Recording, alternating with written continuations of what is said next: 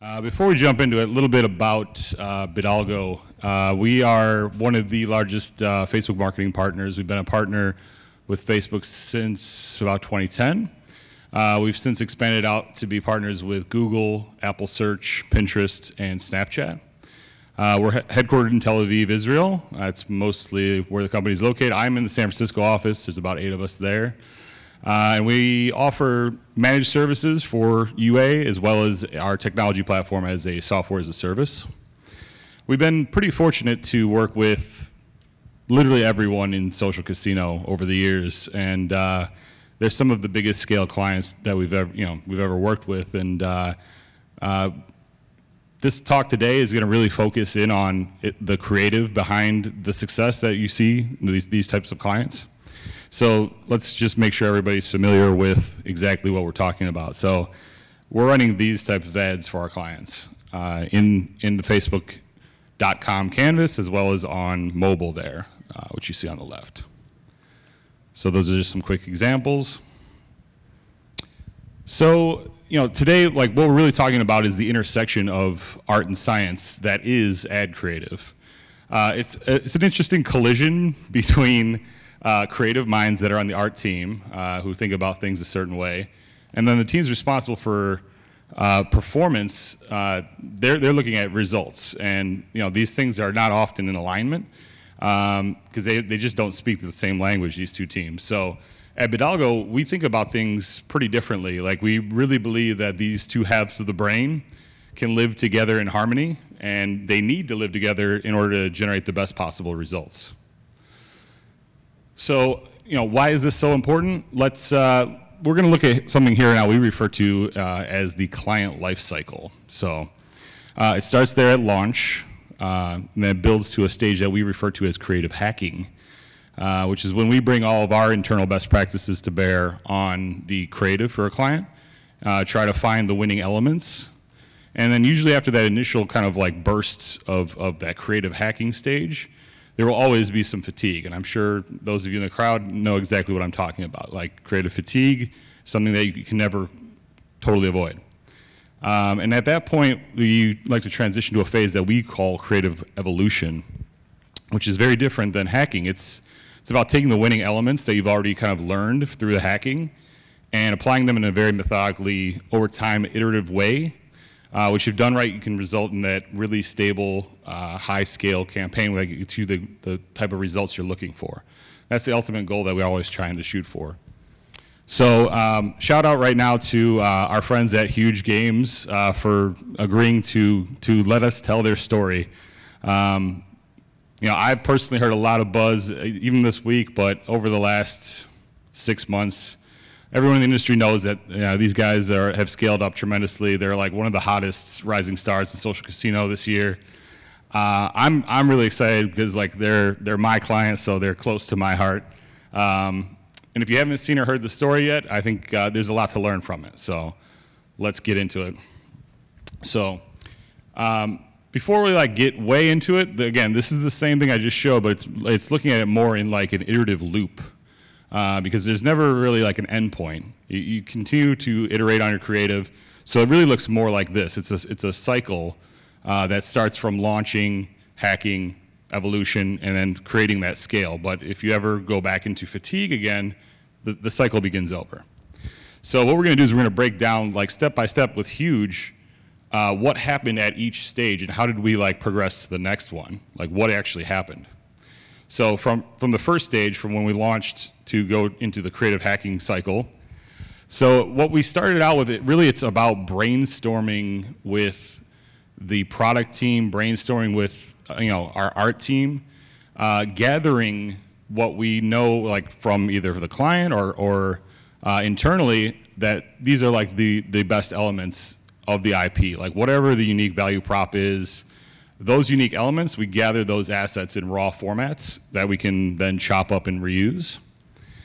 And then kind of in parallel, what we do is we have a lot of internal best practices and institutional knowledge built up over the years about just very generally what works for casino. So we generate new elements that kind of align with our clients' visual look and feel, but they're really just our best practices. And that's kind of like where we start with all clients. When we get in that creative hacking cycle, we want to generate a lot of tests. So now we're going to get a little interactive here. So hopefully everybody's awake still. It's the last session of the day, so hopefully you had some coffee. I want to see a show of hands. I'm going to show you 3 creatives that were tested in parallel, and now you're going to guess which one performed the best. So the first one is a grease-themed creative, and in the middle we have classic theme, and then lastly we have an Egyptian theme. So the first question I'm going to ask is, which one do you think had the lowest CPI? If you think it's Grease, raise your hand. Anyone think Grease had the lowest CPI? Okay. What about Classic? Raise your hand. Got some Classic fans. All right. What about Egypt? All right. Some decent amount of Egypt there. So actually, Classic had the lowest CPI compared to the other two, and Egypt was the most expensive by CPI. But when you look down the funnel, which is way more important, look at which one performed the best. It was Egypt by a mile. It just destroyed everything. That's a great example of like thinking down the funnel, looking for the ROAS as the final metric. And it's often thought of like in the early stages of testing that like, okay, high CPIs, this is not going to back out correctly. But we actually see a lot of alignment with high quality users and high CPIs, and this is like proof positive that that's the way it works sometimes. So why did Egypt work so well? So this is kind of like the result of that creative hacking. We try to analyze what were the elements that were unique there that we can kind of try to isolate and iterate on. You know, this had the cool door element. It did show spinning reels. It showed a jackpot screen, but it also like kind of benefited from some technical tweaks there, like we had auto replay. It was making the best use out of the video ad unit on Facebook, and then, there's just the Egyptian theme overall. So that was kind of like what we isolated, and we knew that now like we're basically going to move to creative evolution at this point. But you can't really do that until you really understand how you're measuring your performance on creative. And I think that's kind of where I want to kind of like pause and dive into, because there are some people in the audience, like everyone does it a little bit differently, and I just want to show you the way we do it inside Bidalgo. So typically, like I've never seen 2 clients that measure and iterate on their creative the same way. Everybody has a different system. About 1.5 years ago at Bidalgo, we built the creative dashboard into our platform. So this is a screenshot of the creative dashboard. There you go. It's gonna be able to see what it looks like there. So the point of this is to make it a communication hub for the art teams and the performance managers who need to communicate in one language. It's a very, very simple way of just like rank by whatever KPI you care about most, isolate down by tagging the actual content of the creative. So you could tag Greece, you could tag Classic, you could tag Egyptian, filter just those, sort by, say, ROAS, and then look at the winner. It's so simple. And then from there, what we do is that's when the communication begins, and the performance managers can tell the art team, hey, this is the #1 video by ROAS in the last 7 days. Please make me 3 more of these. So that's essentially like, we found that this is an important kind of standardization that we've done, and I think like the whole industry could benefit from some more standardization along these lines.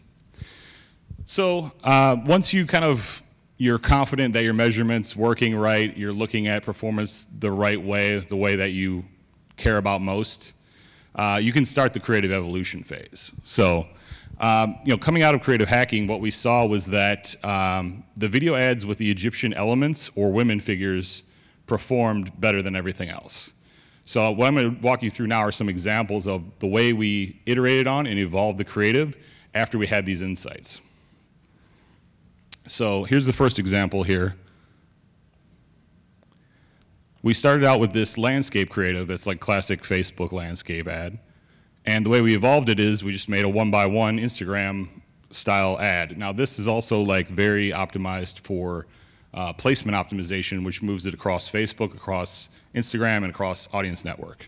So it's just one example of the way we evolved that creative.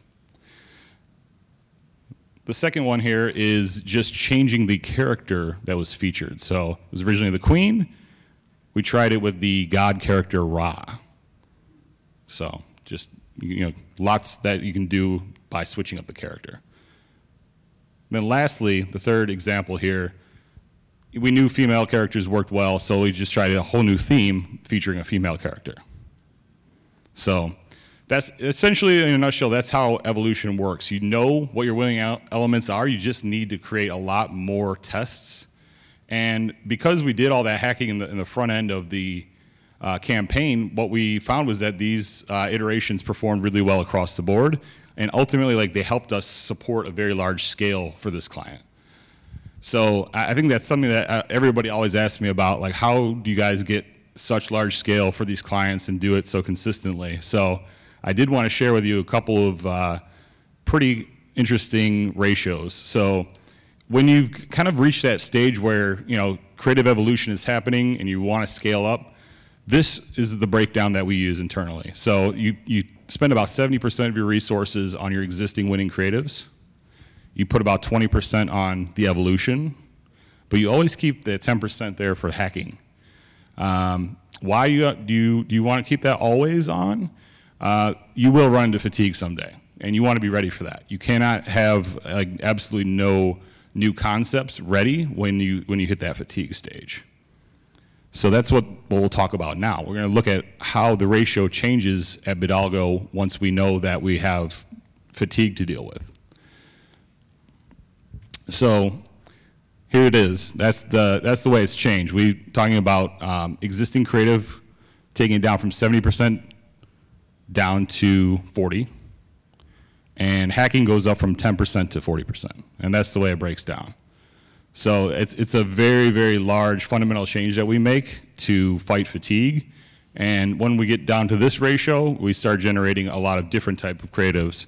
So let's kind of go through that stage with HUUUGE now. So this is like creative hacking stage 2. Very interesting one as well. So it all starts with the fact that, and this is like where true partnerships are great. HUUUGE kept giving us the feedback that once the users were in the game, classic games really were performing great. So we wanted to dig deep into this. So in this example, what we learned is that so we got these 3 examples right here. I'm going to play side by side. All pretty impressive looking. But in the end, what we found was this diamond one, it was beating the pants off of the other 2. We wanted to really understand what was working so well about that third one. So we did a really, really clear, just isolated one variable. You can see that it's that bottom button, the call to action button versus the diamonds logo.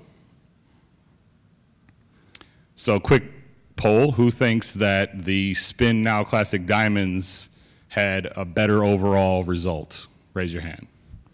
Okay. And what about people who think diamonds? Mostly everybody. Well, you bet on the winner. Look, 225 times more installs, payers rate increase about 400%. And the bottom line, day 30 ROAS 1,600% compared to classic diamonds. This is the type of test we run when we want to really confirm that something like this element, this diamonds element, is a clear winner. And that's the type of thing, we take that element out of that test and we start to propagate it.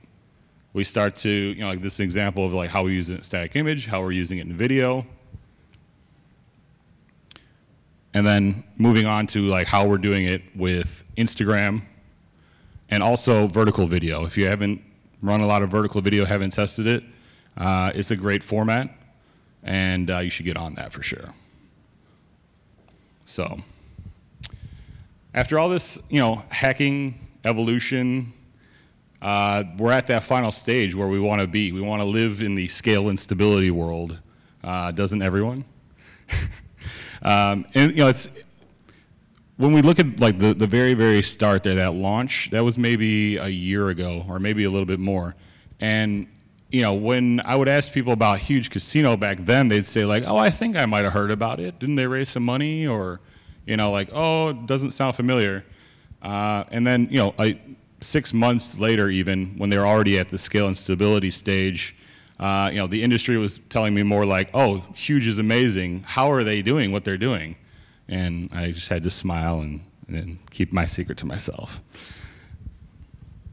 So I'm going to wrap with some key takeaways for you guys, and then if there's questions, we'll take them. We can always take them in the hall. But yeah, I do want you to like take away these important things, because like I said, I feel like the industry could benefit from more standardization on how we measure creative and how we iterate on it. It's been given to us repeatedly by Facebook as feedback that like the industry at large doesn't do a great job at creative. And I think that's, it's more that's like a symptom of a larger problem there, that underlying problem. So I think like working on that unified methodology, measuring everything correctly is the foundation.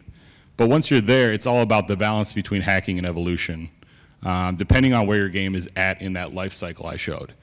Another key takeaway, never stop testing new concepts. You have to keep at least 10% of your efforts focused on those new concepts so that you'll be ready when fatigue happens. Let's see, and then lastly, the other thing too that I always tell clients, like your product better than anyone. When fatigue does set in, you have to really rely on your knowledge of your product and use some creative thinking, but also use your data that only you have. That's going to give you directionality on like what concepts to test next, and you'll be able to continually come up with those new creative directions that you're going to be able to generate and test. So that is it for Casual Connect Casino Track. Quick round of applause of all the hard work for the organizers. Questions? Have you noticed any, I'm assuming these, the fatigue cycles and all of that is somewhat driven by individual clients, but have you noticed any patterns about how long on these cycles, whether they're, they take similar amounts of time, or are they all different and all over the place? So there's a couple of rules of thumb. Like, scale makes it highly variable, but if you're comparing clients that are all roughly the same scale, 10 to 14 days is the max you can go without needing a refresh on Facebook. It's and that's like Facebook will be very happy that I'm telling you all this. I mean, they want to see more creative, better creative, and it's very, very necessary. It's just a very competitive environment on Facebook, and usually the answer to fatigue is like raise your bids, but the real answer is like improve your creative and refresh it. Hey, John, great presentation. Quick question. You mentioned about the creative and the success in running the ABC test, I guess. Do you break it down on what creative gets shown by age group and by male and female? Yeah, great question. So, the creative dashboard elements that I showed you there, that can break down by age, gender, country.